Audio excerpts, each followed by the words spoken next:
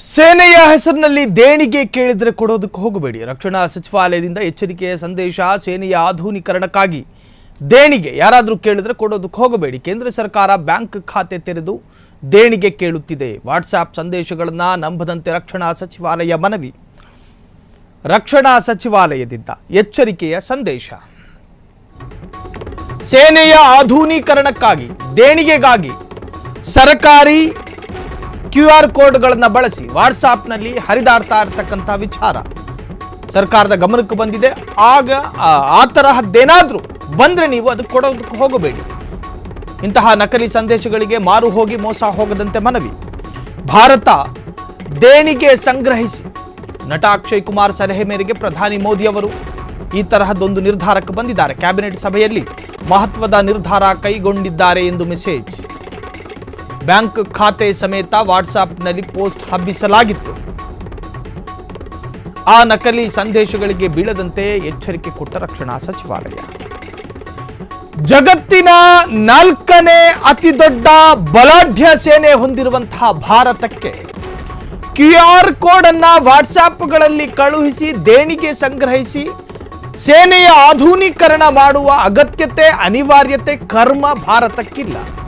ಭಾರತ ಪಾಕಿಸ್ತಾನವೂ ಅಲ್ಲ, ಭಾರತ ಅಫ್ಘಾನಿಸ್ತಾನವೂ ಅಲ್ಲ. ಜಗತ್ತಿನ 4ನೇ ಅತಿ ದೊಡ್ಡ ಬಲಿಷ್ಠ ಸೇನೆಯನ್ನ ಹೊಂದಿರುವ, 15.5 ಲಕ್ಷ ಸೈನಿಕರನ್ನ ಹೊಂದಿರುವ, ಅತ್ಯಾಧುನಿಕ ಯುದ್ಧ ಸಾಮಗ್ರಿಗಳನ್ನು ಹೊಂದಿರುವ ಅತ್ಯಂತ ಬಲಿಷ್ಠ ರಾಷ್ಟ್ರ, ಜಗತ್ತಿನ 3ನೇ ಅತಿ ದೊಡ್ಡ ದೇಶವಾಗಲು ಹೊರಟಿರುವ ಭಾರತಕ್ಕೆ ಈ ತರಹದ ವಾಟ್ಸಾಪ್ಗಳ ಮುಖಾಂತರವಾಗಿ ಜನರ ದೇಣಿಗೆಯನ್ನು ತೆಗೆದುಕೊಳ್ಳುವ ಯಾವ ಅನಿವಾರ್ಯತೆಯೂ ಇಲ್ಲ. ಆ ತರಹದ ಹಣೆ ಬರಹ ಭಾರತ ಸರ್ಕಾರಕ್ಕಿಲ್ಲ. ಸೊ ಹೀಗಾಗಿ ಕೆಲ ವಾಟ್ಸಾಪ್ಗಳಲ್ಲಿ ಫೇಕ್ ಅಕೌಂಟಿನ ದಾಖಲೆ ಸಮೇತವಾಗಿ ಒಂದಷ್ಟು ಡೀಟೇಲ್ಸ್ ಬರಬಹುದು. ಆದರೆ ಅದಕ್ಕೆ ಯಾರು ಕೂಡ ಮಾರು ಹೋಗಬಾರ್ದು. ಅದಕ್ಕೆ ಹಣ ಕಳುಹಿಸುವುದಾಗಲಿ ಅಥವಾ ಬೇರೆ ತರಹದ ಹಣದ ವ್ಯವಹಾರ ಮಾಡೋದಾಗಲಿ ಮಾಡಕೂಡ್ದು. ಅದು ಕೂಡ ಅಕ್ಷಯ್ ಕುಮಾರ್ ಪ್ರಧಾನಿಯವರಿಗೆ ಸಲಹೆ ಕೊಟ್ಟಿದ್ರಂತೆ. ಅದಾದ ನಂತರ ಕ್ಯಾಬಿನೆಟ್ನಲ್ಲಿ ಚರ್ಚೆ ಮಾಡಿ ಈ ತರಹದ ಒಂದು ಸುತ್ತೋಲೆಗೆ ಮುಂದಾಗಿದೆ ಸರ್ಕಾರ. ವಾಟ್ಸಾಪ್ ಸಂದೇಶಗಳನ್ನು ನಂಬದಂತೆ ರಕ್ಷಣಾ ಸಚಿವಾಲಯ ಮನವಿ ಮಾಡಿಕೊಂಡಿದೆ.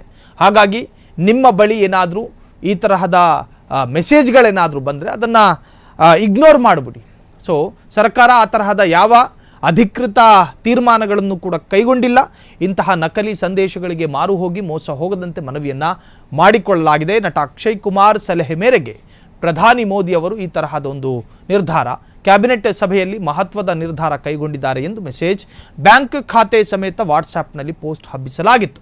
ಆ ನಕಲಿ ಸಂದೇಶಗಳಿಗೆ ಬೀಳದಂತೆ ಎಚ್ಚರಿಕೆ ಕೊಟ್ಟ ರಕ್ಷಣಾ ಸಚಿವಾಲಯ.